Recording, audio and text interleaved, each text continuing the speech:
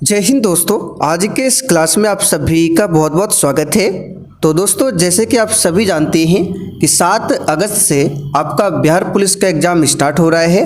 तो साथियों, आज से हम लोग क्या करेंगे, एक न्यू प्रैक्टिस सेट को स्टार्ट कर रहे हैं, जिसमें साथियों हम लोग केवल और केवल सिलेक्टेड प्रश्नों को ही कवर करेंगे, जो कि साथियों आपके बिहार पुलिस के एग्ज़ाम में पूछे जाने की काफ़ी ज़्यादा चांसेस है। तो साथियों, आप लोग डेली एक प्रैक्टिस सेट को अटेंड कीजिए और इस क्लास का जो समय रहेगा वो रहेगा आपका रात 8 बजे से, यानी कि रात 8 बजे से ये क्लास आपको लाइव चैट के साथ दिया जाएगा। तो चलिए साथियों, इसी के साथ आज के इस क्लास को स्टार्ट करते हैं। तो फटाफट से आप सभी लाइव में आ जाइए। सभी फ्रेंड्स को गुड इवनिंग, गुड इवनिंग। तो चलिए, आज का पहला क्वेश्चन देखिए, हर्यक वंश का अंतिम शासक कौन था? शिशुनाग, नागदशक, वृद्धरथ या फिर डी उदयन? बिल्कुल टॉप लेवल का क्वेश्चन है। चलिए आप लोग आंसर बताइए। और देखिए साथियों, प्रत्येक स्टूडेंट को नीचे लाइव चैट में अपना अपना आंसर करना है, जिससे आप सभी का प्रॉपर तरीके से रिवीजन भी हो सके। तो यहाँ पर क्वेश्चन नंबर 1 के लिए आंसर कीजिए, हर्यक वंश का अंतिम शासक कौन था? चलिए, बिल्कुल सही आंसर दे रहे हैं बी ऑप्शन, नागदशक हर्यक वंश का अंतिम शासक था। यहाँ से क्वेश्चन और बन सकता है कि हर्यक वंश की स्थापना किसने किया था? तो याद रखिएगा बिंबिसार ने। यहाँ पे लिख देते हैं किसने किया था? बिंबिसार ने हर्यक वंश की स्थापना किया था। अच्छा, वृद्धरथ कौन था? तो याद रखिएगा वृद्धरथ मौर्य वंश का ये आखिरी शासक था। याद रखिएगा, जिसकी हत्या पुष्यमित्र शुंग ने किया था। किसने किया था? पुष्यमित्र शुंग ने। और इस प्रकार मौर्य वंश के बाद आया था शुंग वंश। आगे देखिए, मदर किसकी रचना है? चलिए, क्वेश्चन नंबर 2 के लिए आंसर बताइए, मदर किसकी रचना है? तो याद रखिएगा, मदर की बात करें, ये मैक्सिम गोर्की की रचना है। इंपॉर्टेंट क्वेश्चन रहेगा, इसको ध्यान रखिएगा। मदर किसकी रचना है? तो मैक्सिम गोर्की की रचना है।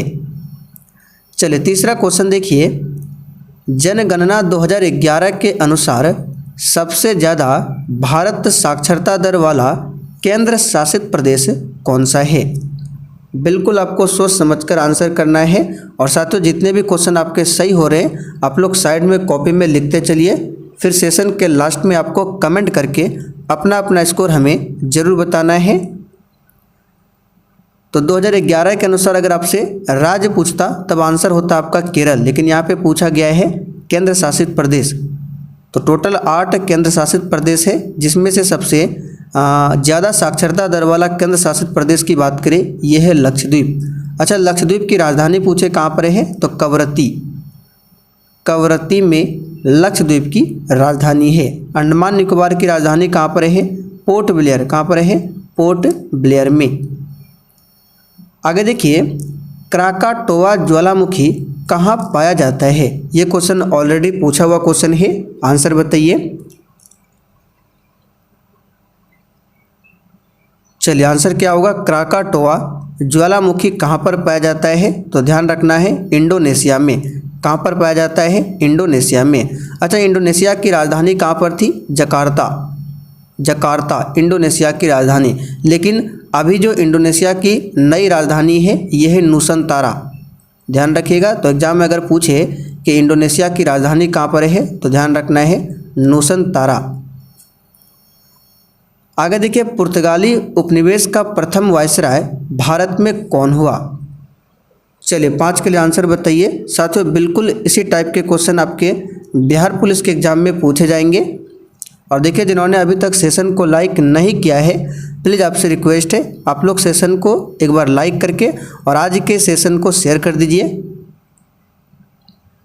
तो पुर्तगाली उपनिवेश का प्रथम वायसराय भारत में हुआ था फ्रांसिस्को डी अल्मेडा। तो देखिए, सिर्फ यहाँ पे अल्मेडा दिया हुआ है। वास्को डी गामा ये पहला पुर्तगाली यात्री था जो कि भारत आया था 1498 ईस्वी में। चलिए, अगला क्वेश्चन देखते हैं।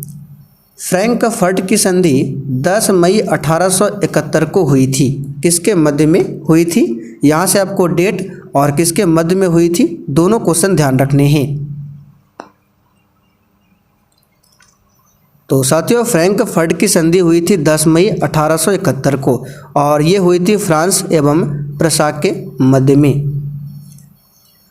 अगला क्वेश्चन देखिए, भारत में 1612 में अंग्रेज़ों ने अपनी पहली फैक्ट्री कहाँ पर स्थापित किया था? चलिए साथ के लिए आप लोग आंसर करेंगे।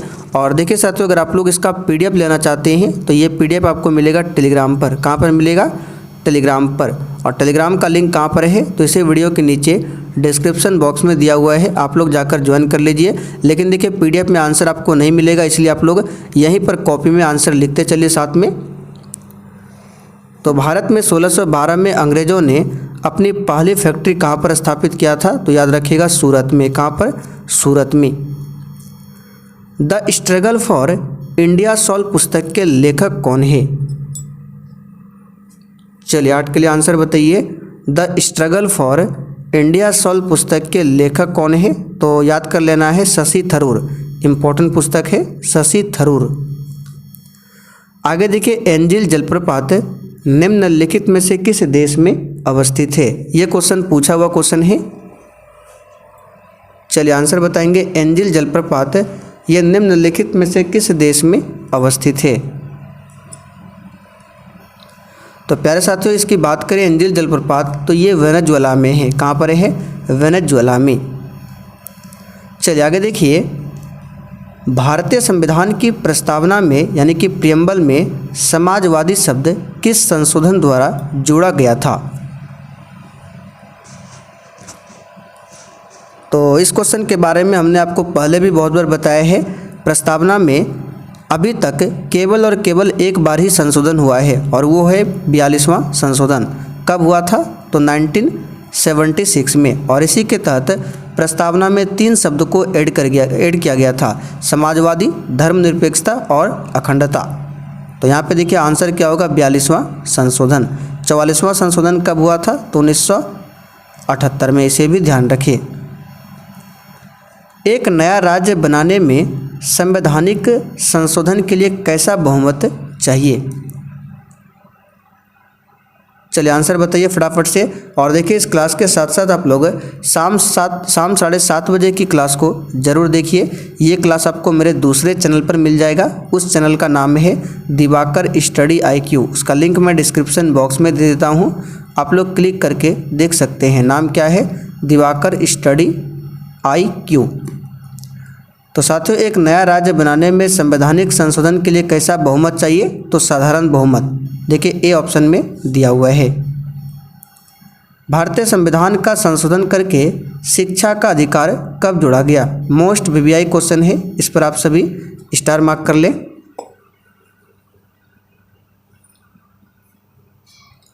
तो यहाँ पर इसका आंसर क्या हो जाएगा? तो क्या बोला गया है? कब जोड़ा गया? तो जोड़ा गया था 1 अप्रैल 2010 को। निम्नलिखित अंग्रेजों में किसे जहांगीर ने खान की उपाधि से सम्मानित किया था? बिल्कुल एग्जाम में छपने वाला क्वेश्चन है, आंसर करते चलिए। निम्नलिखित अंग्रेजों में किसे जहांगीर ने खान की उपाधि से सम्मानित किया था? तो यहाँ पर जो भी बच्चे हॉकिंस बता रहे हैं उनका बिल्कुल सही आंसर है। वैज्ञानिक जिसने सर्वप्रथम खोज की कि पृथ्वी सूर्य के चारों ओर घूमती है, उसका नाम क्या है? चलिए सिंपल सा क्वेश्चन है लेकिन एग्जाम में पूछा जाता है, उसका नाम क्या है? तो कोपरनिकस। क्या नाम है? कोपरनिकस।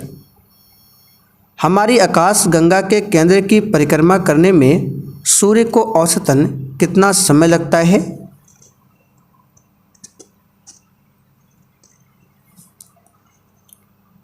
तो यहाँ पर इस क्वेश्चन का आंसर क्या हो जाएगा? तो 25 करोड़ वर्ष लगता है। यहाँ पर देखिए डी ऑप्शन में दिया हुआ है। जिस तारामंडल के तारे ध्रुव तारे की ओर संकेत करते हैं वह है? चलिए 16 के लिए आंसर बताइए। और यहाँ पे ध्यान दीजिए, यह है ध्रुव तारा यानी कि पोल स्टार। ये किस दिशा की ओर संकेत करते हैं? तो हमेशा नॉर्थ की ओर संकेत करते हैं ध्रुव तारे, इसे ध्यान रखिएगा। तो जिस तारामंडल के तारे ध्रुव तारे की ओर संकेत करते हैं वह क्या है? तो याद रखिएगा यह है सप्तऋषि, जो कि ए ऑप्शन में दिया हुआ है। नाटो का 31वां सदस्य कौन सा देश बना है? चलिए अच्छा क्वेश्चन है, आंसर कीजिए।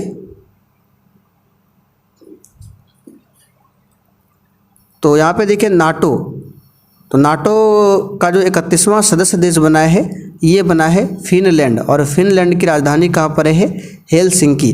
अच्छा, नाटो का हेडक्वार्टर पूछा जाता है जो कि ब्रुसेल्स में है। कहाँ पर है? ब्रुसेल्स में। क्योटो प्रोटोकॉल कब से प्रभावी हुआ था? यहाँ पर देखिए ध्यान दीजिए, यहाँ पे अपनाया गया नहीं पूछा गया है। अगर आपसे पूछा जाता कि क्योटो प्रोटोकॉल कब से अपनाया गया तो 1997, लेकिन ये प्रभावी हुआ था कब से? तो 2005 से। हुंडरू जलप्रपात कहाँ पर स्थित है? और देखिए साथियों, अगर आपको किसी भी क्वेश्चन में किसी भी प्रकार का थोड़ा भी डाउट हो तो आप लोग तुरंत कमेंट करके पूछिए। तो ये भी सिंपल सा क्वेश्चन है। हुंडरू जलप्रपात ये स्वर्ण रेखा नदी पर है। भारत की राष्ट्रीय अर्थव्यवस्था का सबसे बड़ा स्रोत कौन सा है? चलिए 20 के लिए आंसर बताइए। भारत की राष्ट्रीय अर्थव्यवस्था का सबसे बड़ा स्रोत कौन सा है? तो साथियों इस क्वेश्चन का आंसर क्या हो जाएगा? ये हो जाएगा सेवा क्षेत्र, जिसको तृतीय क्षेत्र भी कहा जाता है। जनगणना 2011 के अनुसार बिहार का सर्वाधिक साक्षरता दर वाला जिला कौन सा है?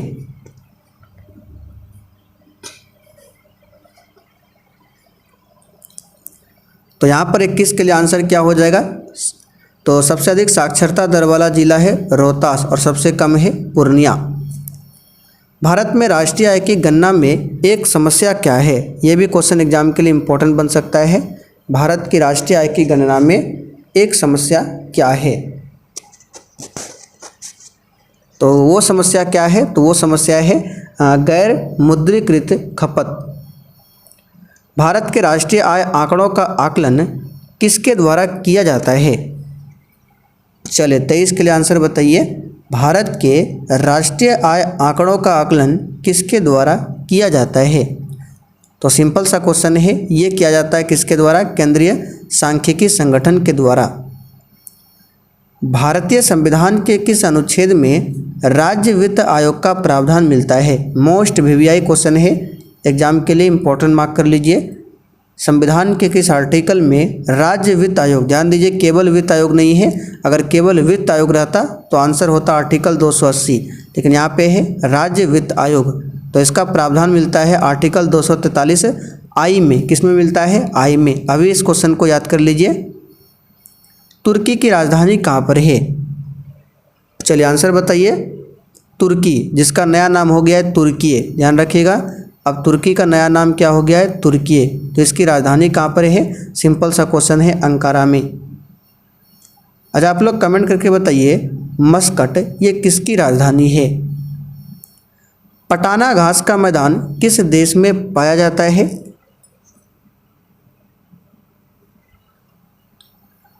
तो साथियों पटाना घास का मैदान ये पाया जाता है श्रीलंका में। मानव त्वचा को रंग देने वाला वर्णक कौन सा है? चलिए अच्छा क्वेश्चन, आंसर बताइए। मानव त्वचा को रंग देने वाला वर्णक कौन सा है? तो यहाँ पर इस क्वेश्चन का आंसर हो जाएगा मेलानिन। देखिए ए ऑप्शन में दिया हुआ है मेलानिन। आगे देखिए वर्षावन अनुसंधान संस्थान कहाँ पर स्थित है? इंपॉर्टेंट क्वेश्चन है, आंसर बताइए।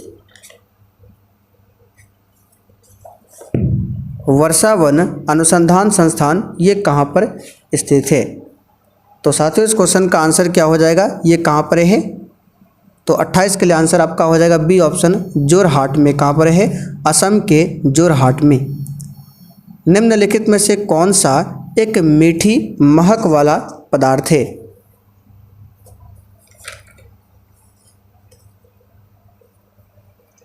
तो यहाँ पर इसका आंसर हो जाएगा 29 के लिए क्या हो जाएगा? सी ऑप्शन, एस्टर। ध्यान रखना है क्या होगा? एस्टर। चलिए आगे देखते हैं।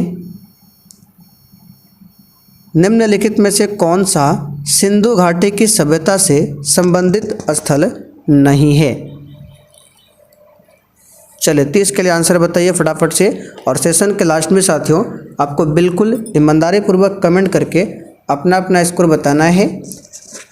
तो सिंधु घाटी की सभ्यता से संबंधित स्थल नहीं है पाटलिपुत्र, देखिए सी ऑप्शन में दिया हुआ है। और 1 अक्टूबर को एग्जाम में पूछा गया था कि पाटलिपुत्र की स्थापना किसने किया था, उदयन ने किया था। किसने किया था, उदयन ने, तो इसे ध्यान रखें।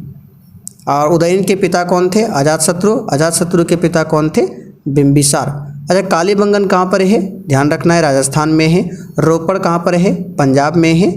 लोथल आप सभी जानते हैं गुजरात में है। शतपथ ब्राह्मण और तैत्तिरीय ब्राह्मण खाली स्थान के ब्राह्मण मूल पाठ है, किसके, किस वेद के ब्राह्मण मूल पाठ है।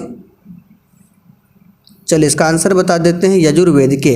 अच्छा, सामवेद, इसे ध्यान रखिएगा, सामवेद को भारतीय संगीत का जनक भी माना जाता है, सामवेद को। वैदिक देवता इंद्र किसके देवता है, हवा के, तूफान के, वर्षा व चक्रवात के, या फिर अग्नि के। चलिए इस क्वेश्चन का आंसर है वर्षा व चक्रवात के। आगे देखिए, लंगर की परंपरा किसने आरंभ किया था।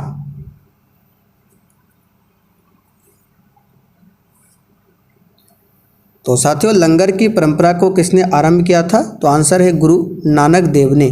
किसने किया था, गुरु नानक देव ने। गुरु नानक देव पहले गुरु थे सिख धर्म के, ध्यान रखिएगा। अच्छा, लंगर की परंपरा अगर पूछे अस्थायी तौर पर किसने चलाया था, तो याद रखिए गुरु अंगद देव ने, जिसको लहना भी बोला जाता है। किसने किया था, गुरु अंगद देव ने, लेकिन आरंभ किया था गुरु नानक देव ने। भारत में कृषि क्षेत्र श्रम शक्ति के कितने प्रतिशत लोगों को प्रत्यक्ष रोजगार प्रदान करता है। तो ये कितने प्रतिशत लोगों को प्रत्यक्ष रोजगार प्रदान करता है, तो याद रखिएगा 55%। भारत के आर्थिक सुधार का जनक किसे कहा जाता है, इंपॉर्टेंट क्वेश्चन है। सही आंसर है डॉक्टर मनमोहन सिंह को। डॉक्टर मनमोहन सिंह आरबीआई के गवर्नर भी रह चुके हैं। बल किसका गुणनफल है, बल यानी कि फोर्स, जिसका SI मात्रक होता है बल का न्यूटन। तो बल जो गुणनफल होता है यानी F बराबर होता है, क्या होता है, आप सभी जानते हैं M × A। तो F किसका गुणनफल है, M और A का गुणनफल है। M यानी कि मास, द्रव्यमान, और A मतलब एक्सेलरेशन यानी कि त्वरण, यानी कि द्रव्यमान और त्वरण के गुणनफल को बल कहा जाता है। वेल्डिंग में प्रयोग होने वाली गैसें कौन सी है।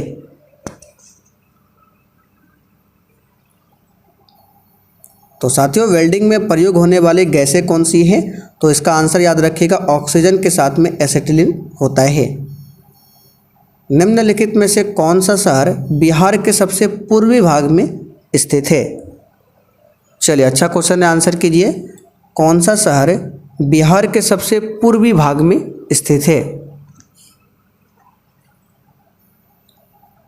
तो साथियों 38 के लिए यहाँ पर आंसर क्या हो जाएगा, कटिहार। क्या होगा, कटिहार। जब आप लोग बिहार मैप को देखेंगे तो सबसे पूरब में मिलेगा आपको कटिहार।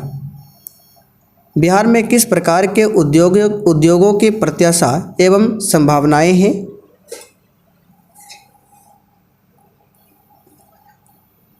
तो 39 के लिए आंसर यहाँ पे क्या हो जाएगा, कृषि आधारित उद्योग। नेक्स्ट है, बिहार के किस नेता ने महात्मा गांधी के साथ किसान आंदोलन का नेतृत्व किया था।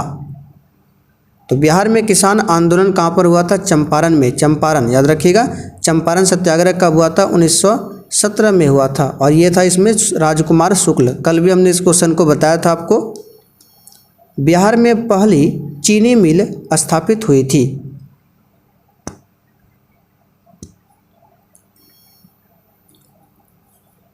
तो साथियों, बिहार में पहली चीनी मिल स्थापित हुई थी कहाँ पर, याद रखिएगा मरहौरा में। ऑप्शन ए में यहाँ पे दिया हुआ है मरहौरा में। कब, तो 1904 में। और अगर भारत में पूछे भारत की पहली चीनी मिल कहाँ पर स्थापित हुई थी, तो प्रतापपुर, जो कि उत्तर प्रदेश में पड़ता है। बिहार के प्रमुख समाचार पत्र बिहारी के संपादक कौन थे।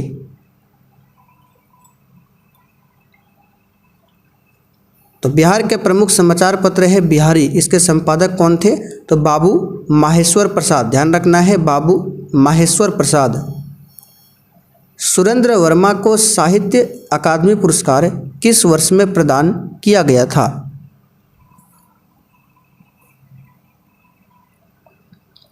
चलिए 43 के लिए आंसर कीजिए। सुरेंद्र वर्मा को साहित्य अकादमी पुरस्कार किस वर्ष में प्रदान किया गया था? तो साथियों इसका आंसर है 1996 में। वर्तमान में कौन बिहार सरकार के महाधिवक्ता है? महाधिवक्ता यानी कि राज्य का सर्वोच्च विधि अधिकारी होता है कौन? महाधिवक्ता। और महाधिवक्ता की नियुक्ति के बारे में आर्टिकल 165 में बताया गया है, तो इसे ध्यान रखिएगा। और वर्तमान में बिहार सरकार के महाधिवक्ता है प्रशांत कुमार शाही। कौन है? प्रशांत कुमार शाही। दिसंबर 2022 में इस क्वेश्चन को छोड़ देते हैं, ये ओल्ड करंट अफेयर से। बिहार का अधिकांश क्षेत्र किससे आच्छादित है?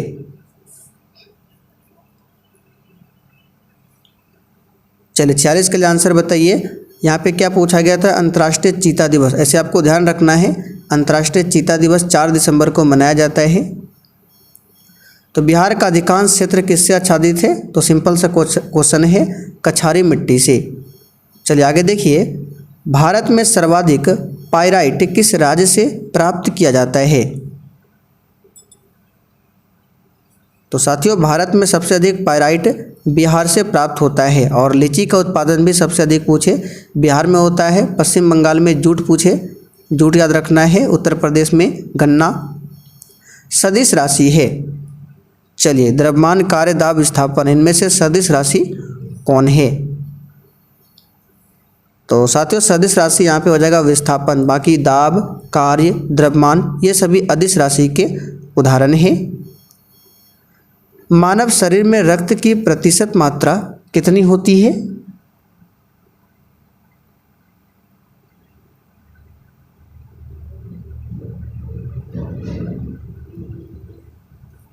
तो यहाँ पर 49 के लिए जो आंसर हो जाएगा आपका 7%। मानव शरीर में रक्त की प्रतिशत मात्रा 7%, यानी शरीर के वजन का लगभग 7% होता है रक्त। नागफनी में विद्यमान कांटे वास्तव में क्या होते हैं? तो नागफनी में विद्यमान जो कांटे होते हैं ये वास्तव में यानी एक्चुअल में पत्ती होते हैं। क्या होते हैं? पत्ती। तो आंसर यहाँ पे हमारा ए हो जाएगा। तो चलिए साथियों आज के लिए इतना ही।